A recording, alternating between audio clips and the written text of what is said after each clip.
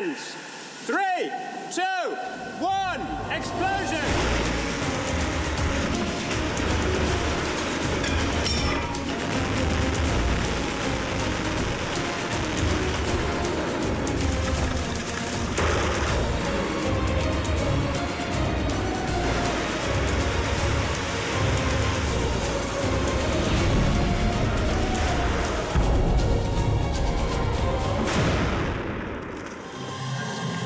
This is the special effects fabrication shop where we're putting all the cars together. We've got several different models, as you can see, throughout the shop that we're piecing together. And, you know, we just start out with strip all the cars down, bare bones, and start welding parts on.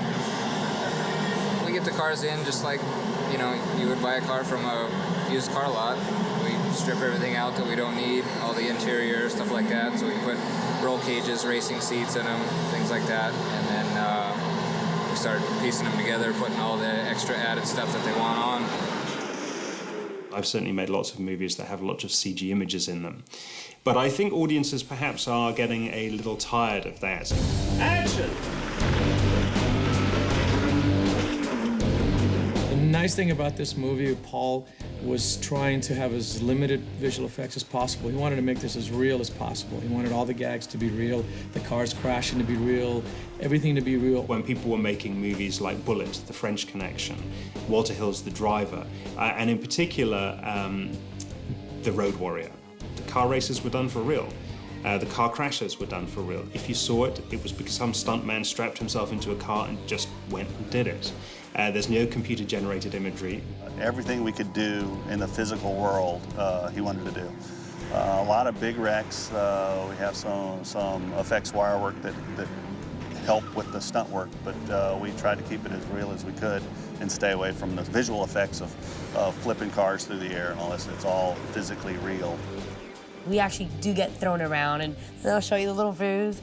I have a bruise here, it's covered with makeup, but I do get battle scars, so you do get thrown around on the car, you know, so it's really easy to like visualize and kind of have an effect of what's going on around you and stuff.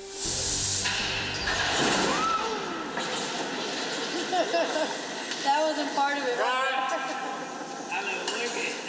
You okay? Yeah, I'm fine. Yeah, I mean, there's times when I've actually thought about, wouldn't it be nice to have one of those miniguns sort of sat up there on the bonnet? You know, get yourself in all kinds of trouble if you start using those. If you see what one of those things do, oh my God.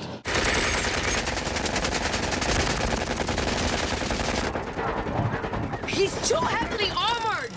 Oh yeah, he couldn't wait. Well, you know, he's doing this whole movie and he hadn't had a chance to do any action. And after being on stage, he just couldn't wait. It was like a tiger let out of its cage, and boy, he was doing 180s and reverse 180s and forward 180s and banging cars, and he had a great time.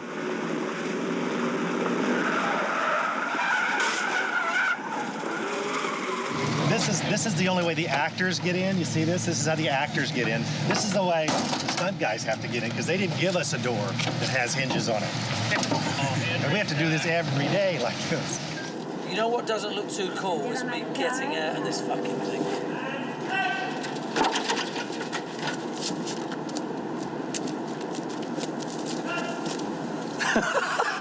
It's over the top what I felt we could really put people in, so we got with special effects and built these rigs that we could ratchet cars, fly cars through the air into signs, hit walls, hit posts. So they wanted to go bigger than life, but not so big that it looks cartoonish.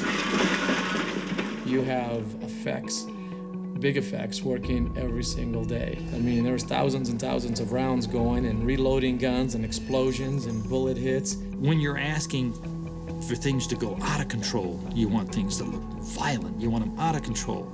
That's the element that makes things a little more difficult. You don't want it contrived looking, you want it to look like it's something that would really happen. And when we finally, you know, roll cameras, you just cross your fingers and just hope everything just goes the way you expect it to go. What we're going to do here is a lead into what we're calling the war zone.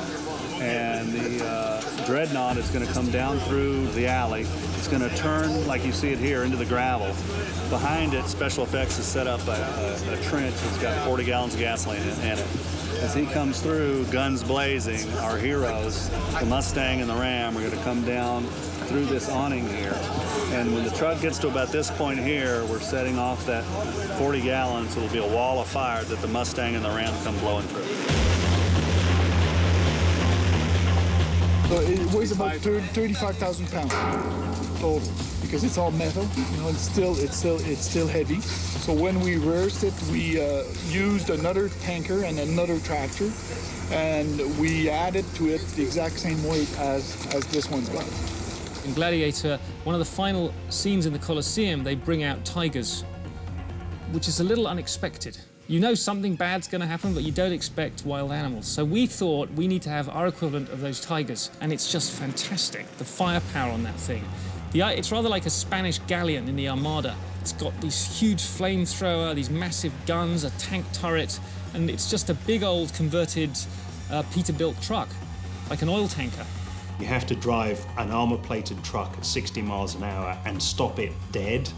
No one had ever done anything like that before. That's the kind of classic thing where even the stunt guys at one point said, maybe you should do this as a miniature, Paul. And I'm like, no, you know, we've got to do this for real.